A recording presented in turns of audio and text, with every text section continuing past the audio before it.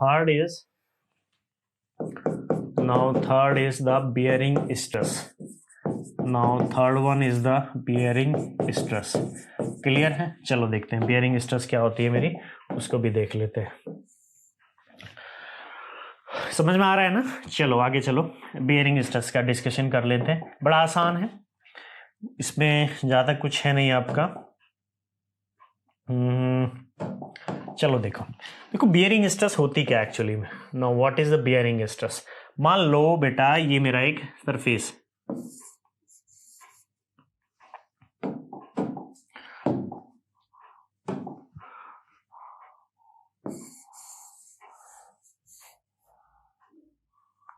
ठीक है, ये मेरा एक सरफेस है।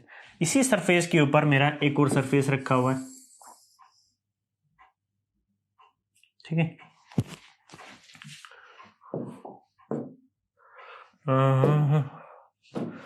ठीक है, चलो अब देखो इधर। नाउ ये मेरे दो एलिमेंट हैं, दो मेरी बार हैं।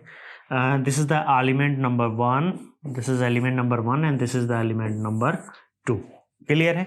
ये जो है मेरे किसी भी सरफेस के ऊपर ऐसे रखे हुए हैं, कोई सरफेस है।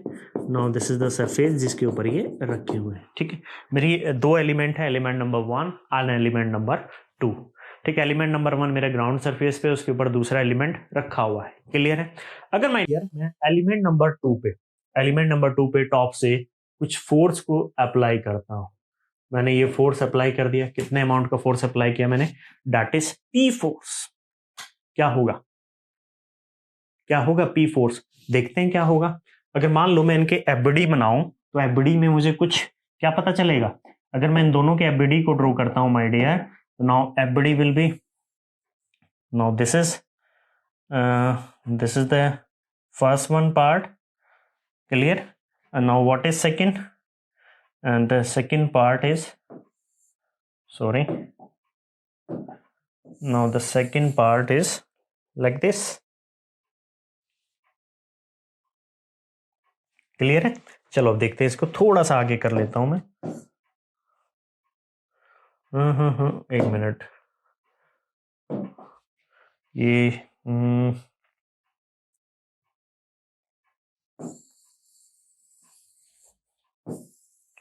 यहाँ पे कर लेता हूँ उसको। क्लियर है? चलो अब दे,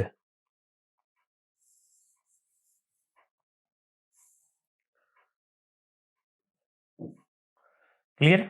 चलो इधर देखो। अब देखो ये अगर P फोर्स लगा है टॉप पे, this is the element number, this is element number 2 and this is element number 1।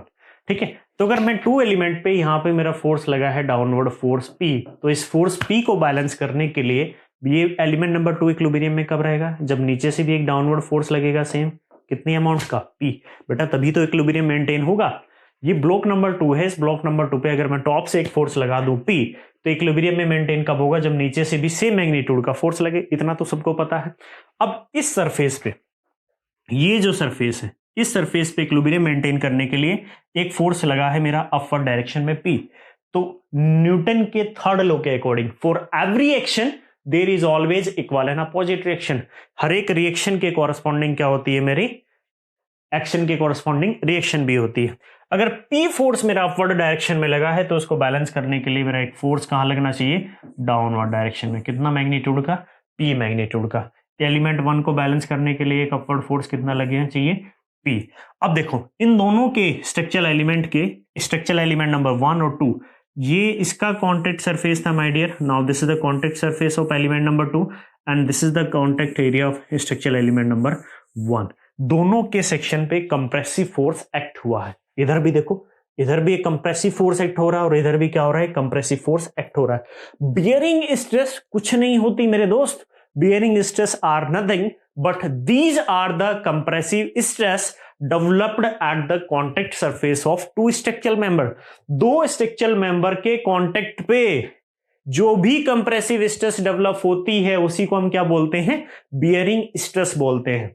अब ये दो स्ट्रक्चरल एलिमेंट थे, स्ट्रक्चरल एलिमेंट नंबर 1 एंड 2, इन दोनों का जो कॉन्टैक्ट सरफेस है, now this is the contact surface. इन दोनों स्ट्रक्चरल एलिमेंट का जो भी मेरा कॉन्टैक्ट सरफेस है, इनके कॉन्टैक्ट सरफेस पे मेरी जो भी कंप्रेसिव स्ट्रेस डेवलप होगी वही क्या है मेरी, उसी को हम बोलते हैं बियरिंग स्ट्रेस। अब कंप्रेसिव क्यों बोला मैंने, देख लो बेटा, कंप्रेसिव स्ट्रेस, ये भी कंप्रेसिव फोर्स, ये भी कंप्रेसिव, ये भी कंप्रेसिव, तो स्ट्रेस भी तो कंप्रेसिव होगी। कितने मैग्नीट्यूड का फोर्स है बेटा, मुझे बताओ कितने मैग्नीट्यूड का फोर्स है। Now the magnitude of the force is P, कितना है पी। अगर बताओ नाउ, अगर मैं बियरिंग स्ट्रेस की बात करता हूं सिग्मा बी, कितना लोड आ रहा है, P divide by area. Area मुझे बताओ, ये जो ब्लू कलर से पूरा है वो आएगा कि या फिर ये आएगा, बेटा बियरिंग स्ट्रेस निकालने तो एरिया भी क्या होना चाहिए, बियरिंग एरिया। और मैं अगर बियरिंग एरिया की यहाँ पे बात करता हूँ, if you are talking about the bearing area, तो मेरा बियरिंग एरिया केवल इतना है, मेरा बियरिंग एरिया कितना है, केवल ये वाला जो येलो मार्क्स मैंने, इतने में ही तो बियर कर रहा है दूसरा स्ट्रक्चरल एलिमेंट। क्लियर है, तो load compressive force divide by bearing area. Clear है, समझ में आया सभी को, आगे से बता लेंगे।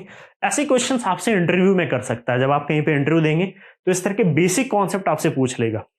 अगर आपसे जनरली मैं पूछ लूं, आपने पढ़ा भी नहीं बियरिंग स्ट्रेसेस, तो आपके दिमाग में कुछ ना कुछ आ जाएगा, लेकिन आप उसको एक्सप्लेन नहीं कर पाओगे कि सर होती क्या। आपसे पूछो बेंडिंग स्ट्रेस क्या होती है, आप मुस्कुरा के जवाब दोगे सर होती है, अब ध्यान नहीं आ रहा है। लेकिन इस तरह के क्वेश्चंस जब आपसे डीपली कहीं इंटरव्यू आप देंगे तो वहां पे बिल्कुल जरूर पूछ सकता है। ठीक है, इनको ना भी पढ़ोगे ऐसे तो काम तो चल जाएगा, लेकिन ऑब्जेक्टिव क्वेश्चंस में जिस तरह का पैटर्न है बेटा, पूछ सकता है कि वो bearing stress is a tensile stress, is a compressive stress, is a shear stress, या नॉन ऑफ दिस। तो बियरिंग स्ट्रेस कैसी होती है बेटा, हमेशा कंप्रेसिव होती है। क्लियर है, बियरिंग स्ट्रेस की नेचर कैसी है, कंप्रेसिव। दो स्ट्रक्चरल एलिमेंट के कॉन्टेक्ट सरफेस पे जो भी बियरिंग कंप्रेसिव स्ट्रेस होती है उसी को क्या बोलते हैं, बियरिंग स्ट्रेस। क्लियर है, एक शॉर्ट डेफिनेशन लिखवा देता हूं मैं आपको यहाँ पे। शॉर्ट डेफिनेशन क्या है, bearing stresses are the, now bearing stress are the compressive stress developed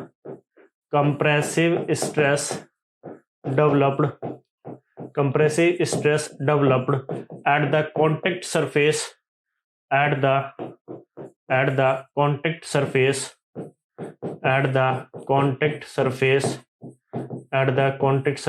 of two structural member। दो स्ट्रक्चरल मेंबर के सरफेस पे जो भी कंप्रेसिव स्ट्रेस डेवलप होती है उसी को हम क्या बोलते हैं, बियरिंग स्ट्रेस बोलते हैं। क्लियर है, इतना समझ में आया। क्या बताया था एक्सप्रेशन उसके लिए मैंने, now the expression is that is sigma base P by A. Now this is the expression, bear compressive force निकाल लो सरफेस पे जिसपे बियरिंग स्ट्रेस निकालनी है, डिवाइड बाय बियरिंग एरिया कर दो। क्लियर है, समझ में आया, अरे समझ में आया सभी को। चलो, आपसे आगे से पूछेगा बियरिंग स्ट्रेस, तो सीधे कोई डेफिनेशन रटना नहीं है, सीधे बोलना है सर दो स्ट्रक्चरल मेंबर के कॉन्टैक्ट सरफेस पे जो भी कंप्रेसिव स्ट्रेस है वही क्या है, बियरिंग स्ट्रेस। समझ में आया। चलो मेरे दोस्त, अब एक और बात, एक बड़ी अच्छी बात। कौन सी बात, क्योंकि ये हम पार्ट पढ़ रहे हैं क्लासिफिकेशन नॉर्मल स्ट्रेस का, तो बेटा सरफेस ये है, सरफेस ये है, और जो मेरी स्ट्रेसेस आ रही हैं वो नॉर्मली तो है सरफेस के, वो क्या है, नॉर्मली तो है सरफेस के। तो किसका क्लासिफिकेशन होना चाहिए था, नॉर्मल स्ट्रेस का। किसके अंदर आएगा, नॉर्मल स्ट्रेस के। तो ये भी क्वेश्चन कर सकता है कि bearing stress are under normal stress, shear stress, और भी दो चार ऑप्शन दे सकता है, एक दो ऑप्शन और दे सकता है। तो बियरिंग स्ट्रेस मेरी क्या है, नॉर्मल स्ट्रेस दिखना चाहिए बेटा। क्यों है नॉर्मल, क्योंकि सरफेस की ये जो बियरिंग एरिया है इसके नॉर्मली तो आ रहा है सब कुछ, तो कैसी स्ट्रेस होगी, नॉर्मल स्ट्रेस। समझ में आया। चलो, सभी के मतलब होते हैं बेटा, जितनी भी मेरी टर्मिनोलॉजी होती है सभी टर्मिनोलॉजी के कुछ ना कुछ अपने मतलब होते हैं, मीनिंग होते हैं। ऐसा नहीं कि आगे वो फालतू में कुछ भी लिख देता, नहीं, सबके अपने अपने कुछ ना कुछ मीनिंग्स होते ही हैं। क्लियर सभी को। चलो आगे चलते हैं, कुछ और पढ़ते हैं। ये था मेरा फर्स्ट पार्ट, नॉर्मल स्ट्रेस, तीनों क्लासिफिकेशन हो गए। नाउ नेक्स्ट है था मेरा shear stress. Next is the shear stress. तो शियर स्ट्रेस में बेटा मैंने क्या बताया था आपको, शियर स्ट्रेस में मैंने बताया था कि वो स्ट्रेस जो किसी भी सरफेस की अलोंग लगती है उसको शियर स्ट्रेस बोलते थे। क्लियर है। उसमें मैंने दो तरह के बताए थे आपको, कौन कौन सा। नाउ शियर स्ट्रेस के अगर क्लासिफिकेशन की मैं बात करता हूं, if you are talking about the shear stress, definition तो यहाँ नहीं लिखवा रहा, क्यों, लिखवा चुका हूं, ज्यादा कॉपी नहीं भरनी है, बस simple those stresses which are along the surface. Clear है। इसमें मैंने दो कैटेगरी आपको बताई थी, कौन कौन सी, नाउ फर्स्ट वन मैंने बताया था बेटा, पहली होती है डायरेक्ट शियर स्ट्रेस और दूसरी होती है इनडायरेक्ट शियर स्ट्रेस। क्लियर है? Now first one is of direct shear stress, first one is the direct shear stress. ठीक है, क्या होती है डायरेक्ट शियर स्ट्रेस? पढ़ते हैं इधर, सुनो ध्यान से। दो ही क्लासिफिकेशन है इसमें, डायरेक्ट शियर स्ट्रेस और दूसरा इनडायरेक्ट शियर स्ट्रेस के बारे में। देखो डायरेक्ट शियर स्ट्रेस क्या होती है? ऑब्वियस सी बात है, शियर स्ट्रेस है और शियर स्ट्रेस शियर फोर्स की वजह से ही जनरेट होती है। कैसे होंगी? अब इधर देखो, ध्यान से सुनो इधर। मान लो बेटा ये मेरा सिंपली सपोर्टेड बीम है, ये मेरा एक सिंपली सपोर्टेड बीम है। Now this is the simply supported beam. Clear? अरे क्लियर कि नहीं? चलो ये मेरा सिंपली सपोर्टेड बीम हो गया। ये सिंपली सपोर्टेड, चलो सिंपल सपोर्ट लगा देते हैं दोनों एंड पे। Now this is the hinge support and this is the roller support. ये क्या है? मेरी रोलर सपोर्ट है। ठीक है, ये मेरी हिंज सपोर्ट, ये मेरी रोलर सपोर्ट। लेंथ मान ली मैंने इसकी बीम की है L। क्लियर है? अब इस पे कहीं मैंने कुछ लोडिंग लगा रखी है, डेट इज लोडिंग मैंने एक सेंटर पे कोई लोड लगा दिया, एक point load, that is P। क्या पे लगा? P सेंटर पे लगा दिया। ये भी डिस्टेंस L/2 हो गई और ये भी डिस्टेंस मेरी कितनी हो गई? L/2। क्लियर? अगर माय डियर मैं कोई भी सेक्शन कंसिडर करूं, अगर मैं कोई भी एक सेक्शन ले लूं, मैंने ये एक सेक्शन ले लिया, section XX। Now this we consider section XX। तो सेक्शन XX पे देखते हैं कि शियर फोर्स कितना आ रहा है। चलो शियर फोर्स क्यों बता रहा हूं मैं आपको कुछ बता देता हूं बेटा। डायरेक्ट शियर स्ट्रेस वो स्ट्रेसेस होती हैं which is developed directly due to shear force.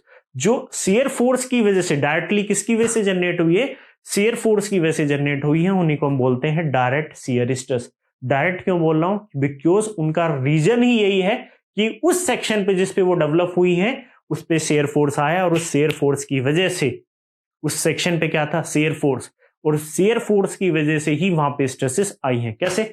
अगर मैं सेक्शन ले लूं, सेक्शन XX, ये सेक्शन XX की बात करता हूं बेटा, तो अगर मैं इस पे शियर फोर्स निकालूं, वैसे आगे बताऊंगा अगले चैप्टर में मैं, लेकिन इतना मेरा बेटा पता होगा आपको कि शियर फोर्स कितना होगा। देखो अगर लोड P है तो इधर से भी रिएक्शन कितनी होगी? डेट इज P/2, और इधर से भी रिएक्शन कितनी आ जाएगी मेरी? P/2। क्यों? क्योंकि स्ट्रक्चर में सिमेट्री है। तो यहाँ पे शियर फोर्स कितना होगा? शियर फोर्स क्या होता है? अलजेब्रिक सम लेते हैं फोर्सेस का है तो इधर लेफ्ट हैंड साइड के ले लो, राइट हैंड साइड के ले लो। लेफ्ट हैंड साइड वाले लिए तो कितना फोर्स लगा? Upward P/2। तो इसको बैलेंस करने के लिए यहाँ पे एक फोर्स जनरेट होगा, कितना? डाउनवर्ड डायरेक्शन में। कितना मैग्नीट्यूड होना चाहिए उसका भी? P/2। कितना मैग्नीट्यूड होना चाहिए उसका भी? P/2। तो इस सेक्शन पे कितना फोर्स है मेरा बेटा? P/2। इस पे P/2 फोर्स है। इस शियर फोर्स P/2 की वजह से इस सेक्शन पे जो भी स्ट्रेसेस जनरेट हो रही है। अब ये बताओ P/2 क्या है? सरफेस के सेक्शन XX जो सरफेस है उसके अलोंग है कि नॉर्मल है? मुझे ये बताओ। ये जो फोर्स लगा है मेरा P/2, नाउ दिस फोर्स, ये जो फोर्स है P/2, ये सरफेस के, ये सेक्शन XX है, इस सेक्शन XX के अलोंग है या इस सेक्शन XX के नॉर्मल है? इस सेक्शन XX के नॉर्मल है या इस सेक्शन XX के अलोंग है? ऑब्वियस सी बात है अलोंग है। अलोंग है तो कैसी स्ट्रेस देगा? Shear stress. चूंकि मैंने बताया था ये शियर फोर्स है बेटा, ये कोई एक्सटर्नल फोर्स नहीं लगाया हुआ, आपने बीम पे लोडिंग लगाई, उस बीम पे लोडिंग की वजह से इस सेक्शन पे मेरा स्ट्रेस जनरेट हुआ है। आपने बीम पे क्या अप्लाई किया था? लोड अप्लाई किया। जब आपने बीम पे लोड अप्लाई किया तो इस सेक्शन पे मेरा स्ट्रेस जनरेट हुआ। क्या जनरेट हुआ? सॉरी स्ट्रेस नहीं, मेरा शियर फोर्स जनरेट हुआ। इस शियर फोर्स की वजह से इस सेक्शन पे जो भी स्ट्रेसेस है बेटा, वही तो क्या है? मेरी डायरेक्ट शियर स्ट्रेस है। और जब डायरेक्ट शियर स्ट्रेस होती है वो सेक्शन के अलोंग पैराबोलिकली वेरी करती हैं। वो सेक्शन के अलोंग कैसे वेरी करती हैं? that are vary parabolically across the section।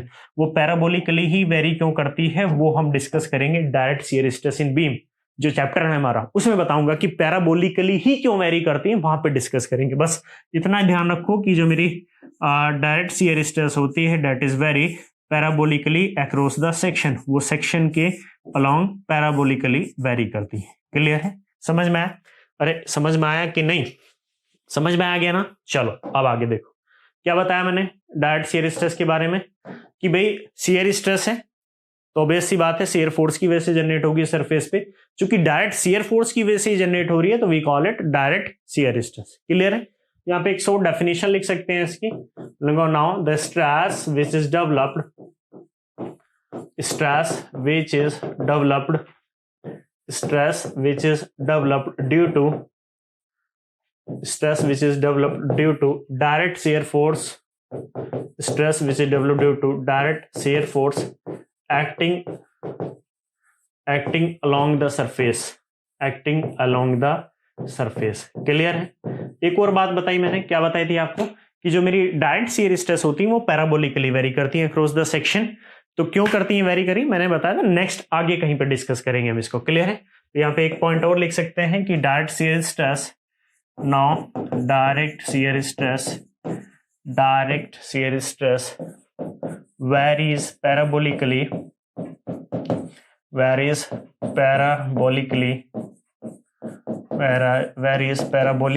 across the section।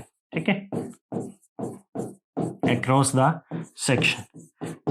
Clear my dear. चलो अब इसको जो पैराबोलिकली है इसको अंडरलाइन कर लेना। ये जो वर्ड है यहाँ पे पैराबोलिकली, इसको आप अंडरलाइन कर लेना। क्लियर है, इसको अंडरलाइन कर लीजिए यहाँ पे। क्लियर। चलो एक कन्वेंशनल क्वेश्चन बन सकता है आपका एसएससी मेंस में कि बोल सकता है कि define stress and also classify the stress. 10 से 15 मार्क्स में एक सिंपल क्वेश्चन पूछ सकता है।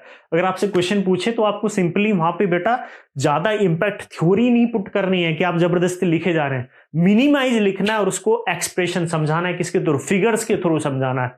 जब आप वहां पे थ्योरेटिकल पार्ट को फिगर के थ्रू पिक्चोरियल रिप्रेजेंटेशन समझाएंगे, आपको मार्क्स भी अच्छे मिलेंगे वहां पे और आपका टाइम भी बच जाएगा वहां पे। क्लियर है। चलो इसको पैराबोलिकली को यहाँ पे अंडरलाइन कर लेना।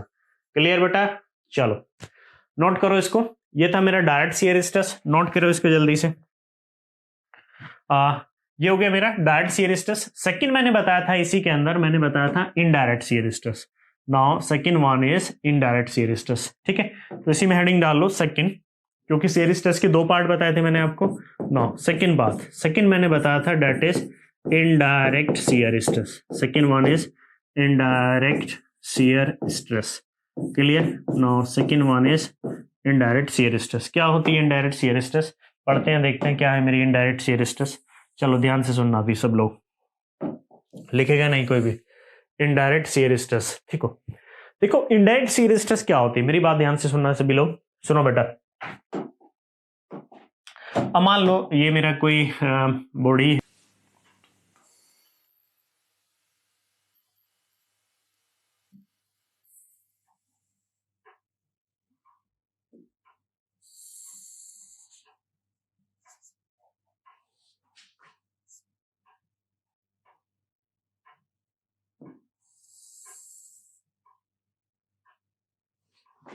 अब देखिए ये मेरा एक सरफेस है।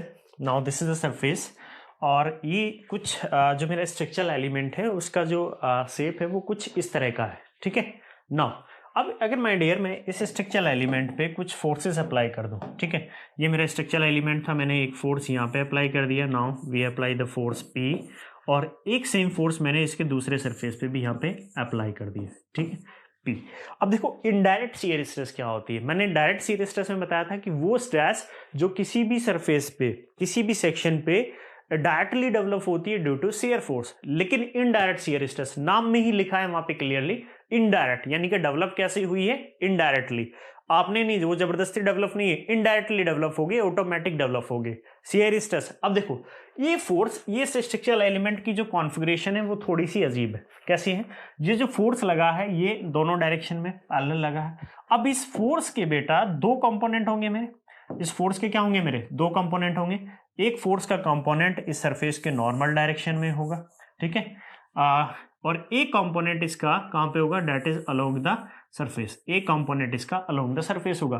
अगर मान लो कि ये मेरा थीटा एंगल बनाता है, कितना एंगल बनाता है, now this make an angle theta. कितना एंगल बना रहा है माय डियर, अगर ये थीटा एंगल बना रहा है, ठीक है, नाउ थीटा एंगल बना रहा है तो ये वाला कंपोनेंट कितना होगा आपका, that is P cos theta, और ये कंपोनेंट कितना होगा, that is P sin theta. अब मुझे आप खुद सोच के बताओ कि इस फोर्स के दो कंपोनेंट आए मेरे, एक तो नॉर्मल डायरेक्शन में, now this is the normal direction, ठीक है, और ये जो डायरेक्शन है now this is the along the direction. ये क्या है मेरी, अलोंग द डायरेक्शन है। ये क्या है मेरी, अलोंग द डायरेक्शन है। क्लियर है।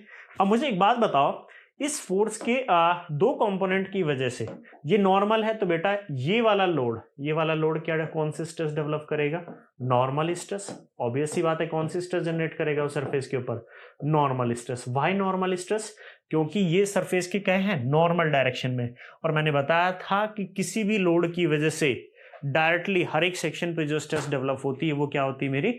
Direct normal stress. तो इस लोड की वजह से इस सेक्शन पे जो स्ट्रेस है मेरी वो क्या होगी? Normal stress. लेकिन बेटा आपने तो फोर्स P लगाया था उस डायरेक्शन में, इस डायरेक्शन में, लेकिन इसके कंपोनेंट की वजह से, ये कंपोनेंट कौन सा है मेरा?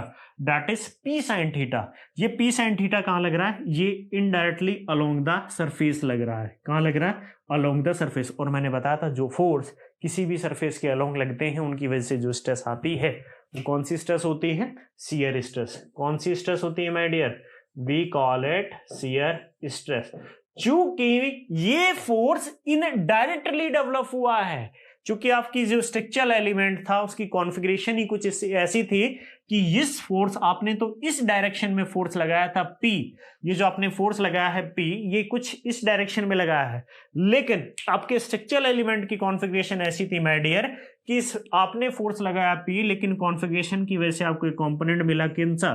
P sin theta. और ये P sin थीटा कहां लग रहा है? Along the surface. जब ये अलोंग द सरफेस लगेगा तो कौन सी स्ट्रेस देगा my dear? Now it is developed the shear stress. चूंकि ये इनडायरेक्टली डेवलप हुआ है तो इस फोर्स की वजह से इस सेक्शन पे, इस फोर्स की वजह से इस सेक्शन पे मेरी जो भी स्ट्रेसेस जनरेट होगी, कौन सा surface? That is AB surface, उसी को हम क्या बोल देंगे? Indirect shear stress. Now we call it indirect shear stress. हम उसको इनडायरेक्ट शियर स्ट्रेस बोलेंगे। क्लियर है? क्योंकि इस फोर्स, कितना फोर्स है मेरा? P sin theta. इस P sin थीटा की वजह से इस सेक्शन AB पे, इस सरफेस AB पे जो भी स्ट्रेस डेवलप होगी इसको हम क्या बोलेंगे? Indirect shear stress. Shear stress क्यों बोल रहे हैं? क्योंकि अलोंग लगा हुआ है। शियर स्ट्रेस क्यों बोल रहे हैं इसको?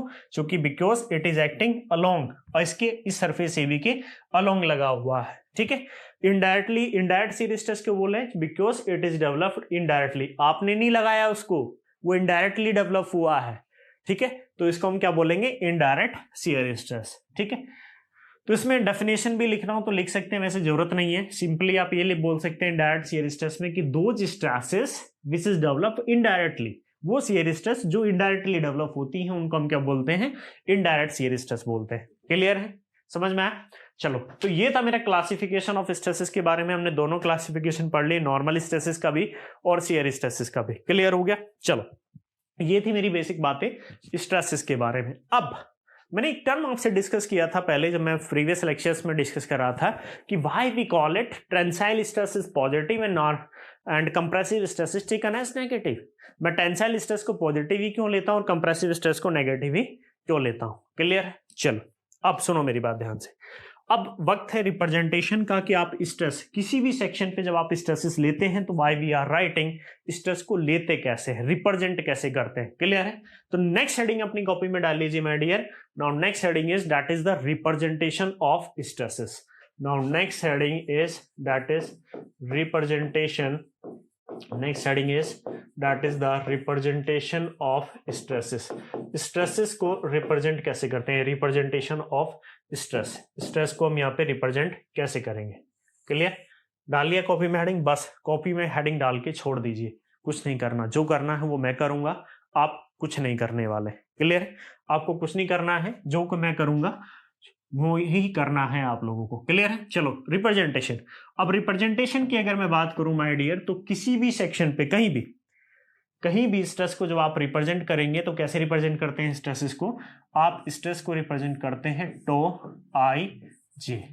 कोई भी सेक्शन हो, कहीं भी आप स्ट्रेस को अगर रिप्रेजेंट करते हैं तो आप उसको जनरली रिप्रेजेंट करते हो टो आई जे से। क्लियर? टो मींस स्ट्रेस है। कौन सी स्ट्रेस है? आप शियर क्यों पढ़ते हैं? जनरली बोले सर टो तो हम शियर स्ट्रेस को लेते हैं, क्यों लेते हैं वो भी मैं आपको बताऊंगा। कहीं भी आपको किसी भी प्लेन पे, किसी भी पॉइंट पे स्ट्रेस डिफाइन होती है पॉइंट पे, ध्यान रखना, पहला लेक्चर। ठीक है? अब कहीं भी अगर किसी भी पॉइंट पे, किसी सेक्शन पे स्ट्रेस को डिफाइन करना हो तो कैसे लेते हैं? Tau i j. Clear? Tau मतलब स्ट्रेस, आई का मतलब, आई है मेरा फर्स्ट सबस्क्रिप्ट, तो मेरा माय डियर फर्स्ट सबस्क्रिप्ट है आई। तो आई क्या रिप्रेजेंट करता है? आई रिप्रेजेंट करता है कि जिस पॉइंट पे या जिस प्लेन पे मेरी स्ट्रेस लगी है उसके आउटवर्ड नॉर्मल डायरेक्शन, उसकी आउटवर्ड नॉर्मल डायरेक्शन। तो अगर यहाँ पे डायरेक्शन की बात हो रही है तो मैं आपको क्लियरली बता दूं कि जो माय डियर हमारी डायरेक्शन होती है वो जनरली तीन ही होती है। जो हमारी डायरेक्शन होती है वो तीन होती है। कौन कौन सी? ये हमने लिया एक्स एक्सिस, ठीक है। Now this is taken the y axis, ऐसे लेते हैं ना, now this x axis, now this is y axis and now this is the z axis. Clear है? ऐसे लेते हो ना आप डायरेक्शन, ये मेरा कौन सा एक्सिस है? X, now this is y and now this is z, ठीक है। ऐसे लेते हैं ना आप लोग जनरली। नाउ ये जो है मेरा एक्स की पॉजिटिव डायरेक्शन होती है, नाउ दिस इज एक्स की पॉजिटिव डायरेक्शन, ये भी मेरी क्या है? वाई की पॉजिटिव डायरेक्शन, और ये भी क्या है? मेरी जेड की पॉजिटिव डायरेक्शन। ऐसे लेते हैं। अगर इसके जस्ट अपोजिट आएंगे यहाँ पे तो ये क्या होता है मेरा? Now this is the x की negative direction, this is x की नेगेटिव डायरेक्शन। अगर मैं इधर आऊंगा तो इसी को क्या बोलते हैं? वाई का नेगेटिव डायरेक्शन, और इसकी जस्ट अपोजिट जाऊंगा जेड के तो ये क्या हो जाएगी मेरी? Now this is taken as the negative direction of z, ये क्या होगी? मेरी नेगेटिव डायरेक्शन ऑफ जेड। ऐसे लेते हैं डायरेक्शन। तो जो फर्स्ट सबस्क्रिप्ट होता है that is first subscript represent करता है कि जिस प्लेन पे मेरी स्ट्रेस लगी है, अगर इस प्लेन पे मेरी स्ट्रेस निकालनी है मेरे को, इस पॉइंट पे, इस प्लेन के इस पॉइंट पे मुझे स्ट्रेस निकालनी है, तो इस प्लेन के आउटवर्ड नॉर्मल, आउटवर्ड का मतलब है बाहर की तरफ, नॉर्मल मतलब इसके परपेंडिकुलर, नॉर्मल मतलब परपेंडिकुलर, आउटवर्ड मतलब बाहर की तरफ। अगर इस पे, यहाँ पे ये पॉइंट है, इस पे मेरे को स्ट्रेस मेजर करनी है तो इस पॉइंट के आउटवर्ड नॉर्मल, आउटवर्ड मतलब बाहर की तरफ, और नॉर्मल का मतलब है इसके परपेंडिकुलर, जो भी डायरेक्शन होगी वो कौन बताएगा आपको? आई बताएगा। आई क्या रिप्रेजेंट कर रहा है? आउटवर्ड नॉर्मल डायरेक्शन को। क्लियर है? तो आई लिख देता हूं मैं, व्हाट आई रिप्रेजेंट। तो आई रिप्रेजेंट, यहां पे लिख सकते हैं, now I represent outward normal direction, I represent outward normal direction, outward normal direction, outward normal direction at a point where we measure stress, at a point where we measure stress, जिस point पे हम stress major कर रहे हैं, where we measure stress, जिस भी point पे हम स्ट्रेस मेजर कर रहे हैं उस पॉइंट की आउटवर्ड नॉर्मल जो भी डायरेक्शन होगी उसी को हम क्या बोलते हैं माय डियर? आई से रिप्रेजेंट करेंगे। क्लियर है? जो सेकंड सबस्क्रिप्ट होगा, now second subscript is J. Now second subscript J represent क्या करता है? तो बेटा जे आपको बताएगा, क्या बताएगा? जो एरो मार्क, जनरली हम स्ट्रेस को एरो मार्क से दिखाते हैं भाई, तो जो एरो मार्क की स्ट्रेस की डायरेक्शन क्या है? बेटा इस प्लेन पे तो लेनी है, तो इस प्लेन पे तो इनफाइनाइट डायरेक्शन हो सकती है, ये भी डायरेक्शन हो सकती है, ये डायरेक्शन हो सकती है, ये डायरेक्शन हो सकती है, ये भी डायरेक्शन हो सकती है, ये भी हो सकती है। तो किसी भी प्लेन पे डायरेक्शन तो इनफाइनाइट हो सकती है। वैसे जनरली हम तीन लेते हैं, हो तो इनफाइनाइट सकती है ना डायरेक्शन, जनरली हम तीन कंसिडर करते हैं, एक्स वाई जेड।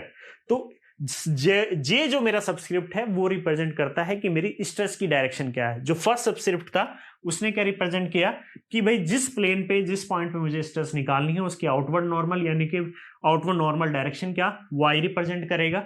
जे सबस्क्रिप्ट क्या रिप्रेजेंट करता है? J represent direction of stress, j represent direction of stress.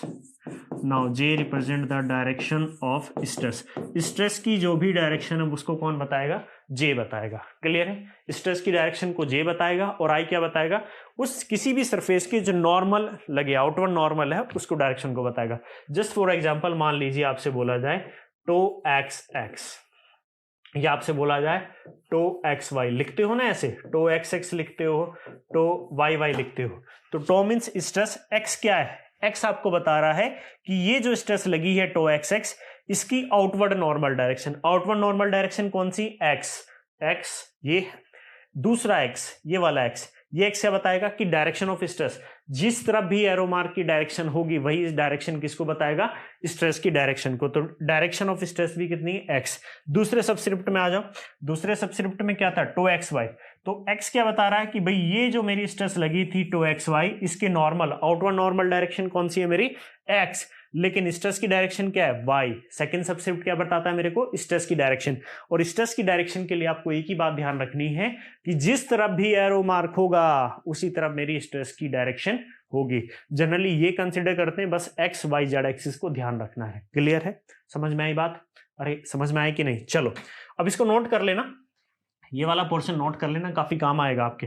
अब आगे चलता हूं मैं। नाउ नाउ अब मेरी बात को बेटा ध्यान से सुनना सीरियसली, ठीक है? बड़े काम की बात है, ज्ञान की बात।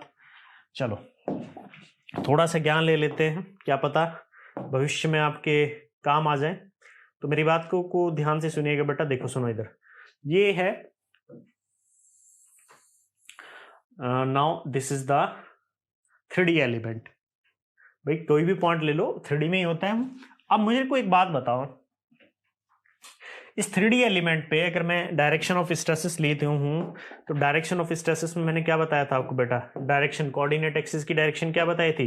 Now this is the coordinate axis की अगर मैं डायरेक्शन की बात करूं, छोटा सा एलिमेंट बना लेता हूं मैं यहाँ पे, कौन सा, now this is x, this is y and this is z. यही बताती ना कोऑर्डिनेट की डायरेक्शन, मैंने यही बताई थी ना सबको। क्लियर सभी को कि ये मेरा कौन सा axis, x, now this is y and now this is z. Clear है? अब मेरी बात ध्यान से सुनो, एक्स वाई जेड सभी को पता है। अब ये मेरा 3D क्यूबिक एलिमेंट है, अगर मैं यहाँ पे डायरेक्शन ऑफ स्ट्रेसेस आपसे मेजर कराऊं तो कैसे कराएंगे, देखिए इस सरफेस पे देखते हैं। Now on this surface, now on this surface, इस सरफेस पे लेता हूं मैं सबसे पहले। नाउ जिसको मैं क्या कर रहा हूं अभी, हैच बना रहा हूं, जिसपे हैचिंग पोर्शन कर रहा हूं, उस पे स्ट्रेस को कैसे रिप्रेजेंट करेंगे, ध्यान से सुनना मेरी बातों को, ठीक है? उस सरफेस पे डायरेक्शन ऑफ स्ट्रेसेस को हम कैसे लेंगे, बस एक मिनट थोड़ा सा देख लीजिए, फिगर 1 मिनट में बना लेता हूं, उसके बाद मैं बताता हूं आपको।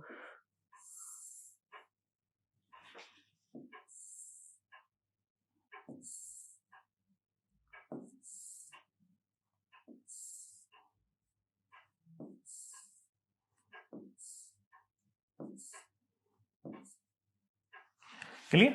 अब देखो ये जो मेरा हैचिंग पोर्शन है, हैचिंग पोर्शन को मैं कुछ नेमिंग कर देता हूं बेटा। द नेमिंग इज ABCD, ठीक है? मैं नेमिंग कर रहा हूं यहाँ पे